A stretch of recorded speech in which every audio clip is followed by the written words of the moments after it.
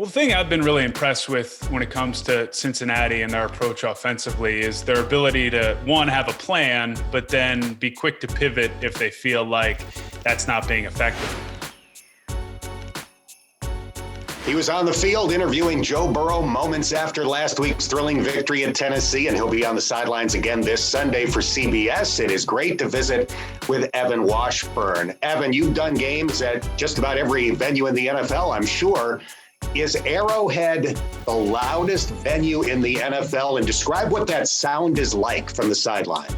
That's a great question, Dan. And I would say Seattle is the loudest, but Kansas City and Arrowhead specifically, when it peaks, is probably the loudest. It's such a large space in the way that it's constructed, in just an unbelievable atmosphere. But it's more the waves, I would say, of noise. In Seattle is just one constant blast into your senses.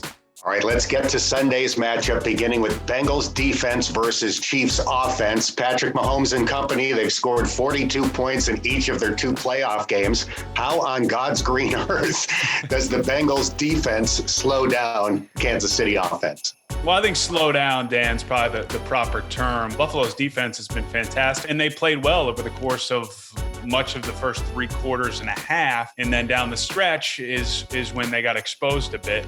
It's recognizing time and situation, and when pivotal third down or a fourth down or the red zone, finding those moments and making sure that that's where matching them in those key moments, I think, is one place to start. Let's flip to the other side of the ball. The Bengals scored 34 on the Chiefs back on January 2nd. Burrow threw 4 touchdown passes, 3 of them to Jamar Chase.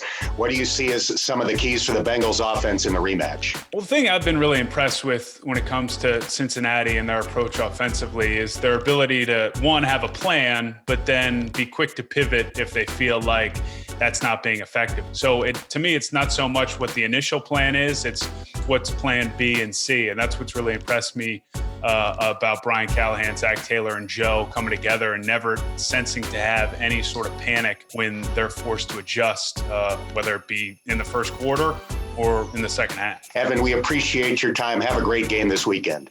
Yeah, you too. And congrats on the run. Really enjoyed covering this team and look forward to doing it again on Sunday.